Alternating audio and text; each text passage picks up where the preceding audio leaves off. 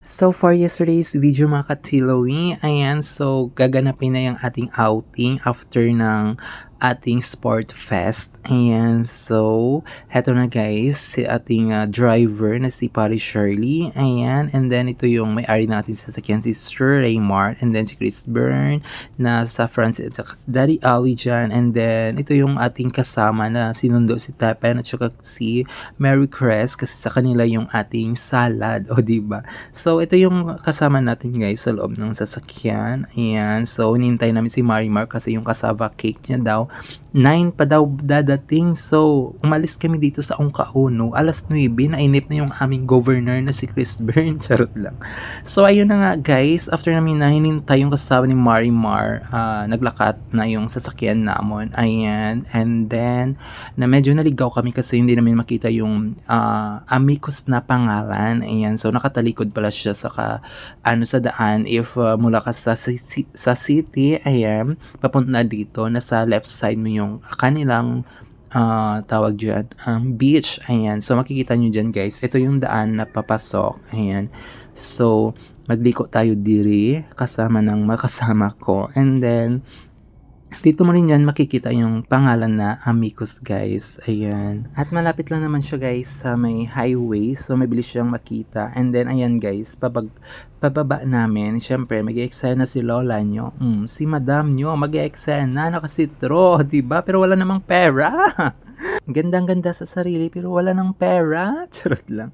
So, ayan na nga guys. So, tingnan nyo. Super sexy yung damit natin. Labas yung tong natin guys. O, diba? Siyempre, bitch ang puta. No, siyempre, nakasitro ka dapat. O, diba? Pak na pak. Charot lang. Over. So, ayun na nga. After ng pa-eksena natin, syempre, bitbito naman nato ng aton yung mga darai. As itong ilang entrance mga katilawi, ayan. So, I don't know kung gaano ba kaganda yung kanilang place dito kasi first time namin. Kaya hindi nga namin natultulan agad-agad. Pero ito guys, makita mo naman super linis as in, ayan. O, diba? Kita mo? Amo lang gid na ang igo nga makita among galakat na. Charot lang. Siyempre, if first time natin dili maglakad, siyempre, lubos-luboso na natin, di ba? Siyempre, sila ang vlogger, danay, kaya ako ang marampa. Charot lang. Siyempre, ako ang vlogger, balikan natin ang cellphone natin, kaya para ma-videoan naman maupod. Di ba? So, muna ang mga upod natin, di ba? Paklapak sila nagbitbit, ako bitbit ko, make-up set lang.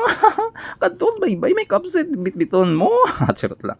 Siyempre, Filipino time, alas 8 nga man yung istoryahan, mag-abot tidya. Alas 9 pag-abot namon, mga from Bilog lang kami nag-abot kayo mga sobra kita na mga Pilipino time.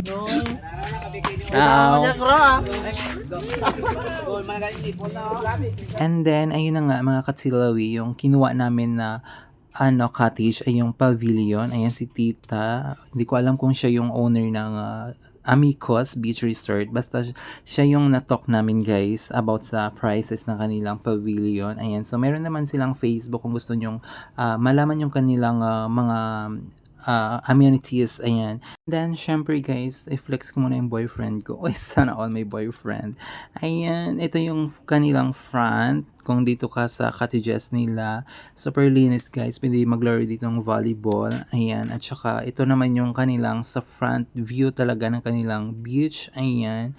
And then, pagbalik ko sa cottage natin guys, ito yan, dumating sila ni Maanang at saka mga anak niya. And then, ito yung mga kasama ko. Nag-prepare na ng aming mga pagkain. Ayan. Say hello, Gerard sa inyo. And then, ito yung mga kasama ko din na nagsugba-sugba na ng isda. Ayan. O, diba? Siyempre, ako naman, mag-eksena, magsusugba-sugba man daton kay isda, guys. Di man na pwede ro, guys, nga sila lang masugba para may ambag naman tayo kasi makikain lang naman tayo dyan. Charot. And then, siyempre, nabukas sa'yo ka ato yung color. Siyempre, may salad. Charot lang.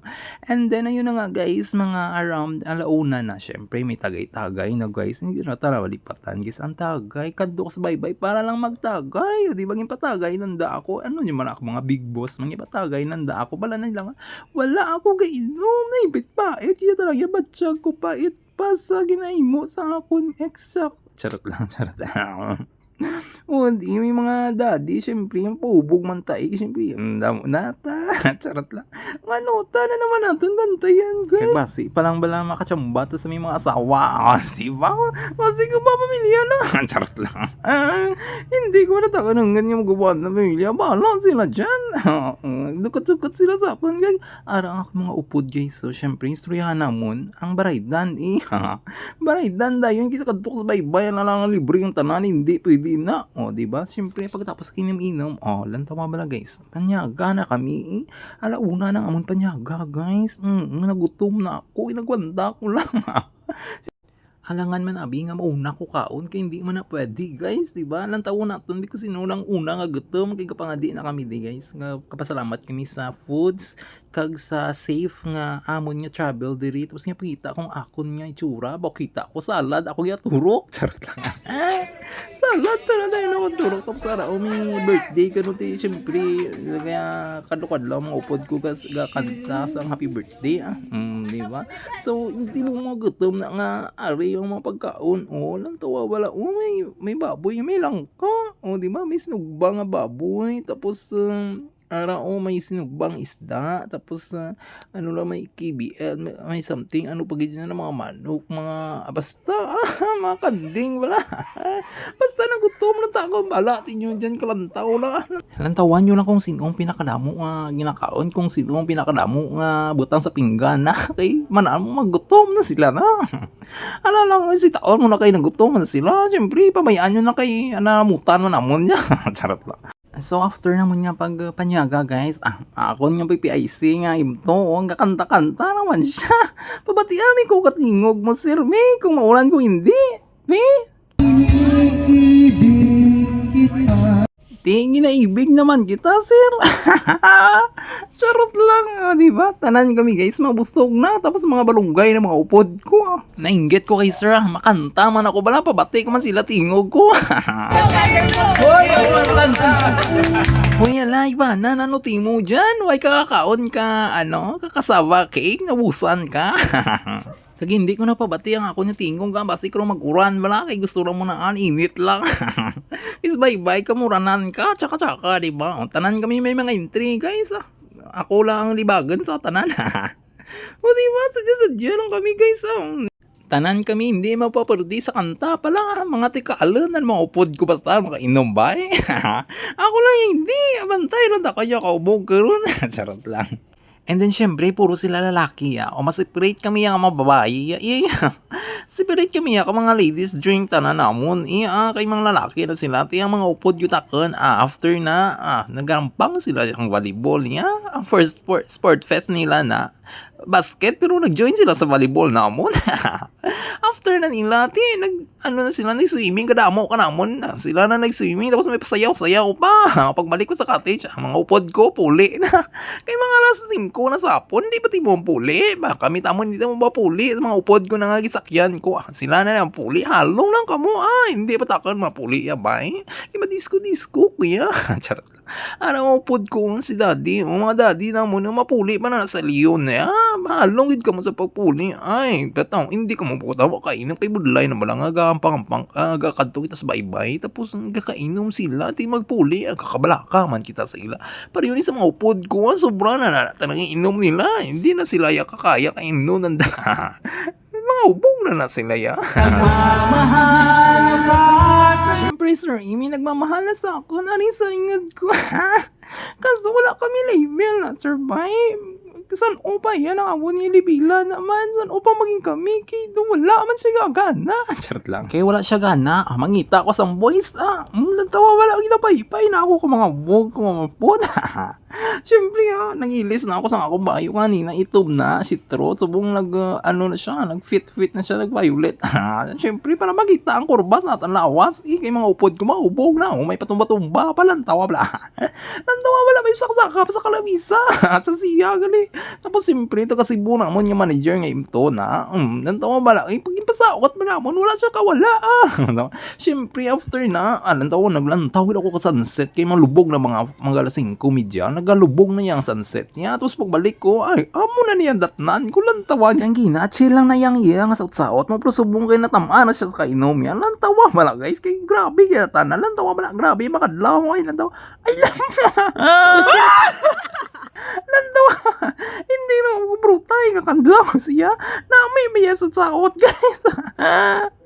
So ayun mga katilawi, na gabihan kami kasi sobrang saya ng mga kasama ko, nakainom na. And so medyo drunk na sila. Ay, grabe, super jubog sign na talaga. As in, ako lang yung hindi. So, ayan mga katilawi, uwi na kami ng mga kasamahan namin. Ayan, so, ayan guys, kung sino gusto mag-reserve sa kanilang beach, ayan, just contact them. Meron din silang Facebook, ayan. And then, thank you so much, Amicos Beach Resort, dahil sa magandang accommodation na binigay sa amin, mga discount, or mga etc. naman. Basta na-overwhelm kami kasi super bait ng mga staff, ayan, mga owner. At ma-recommend ko to para sa lahat guys. Visit Amicos Beach Resort guys dito sa Oton, Iloilo kasi super maganda as in. Basta reserve lang kayo guys before kayo pupunta dito para sa overnight na gusto niyo. Ayan. So, thank you so much Amicos and I love you all. See ya mga katilawi.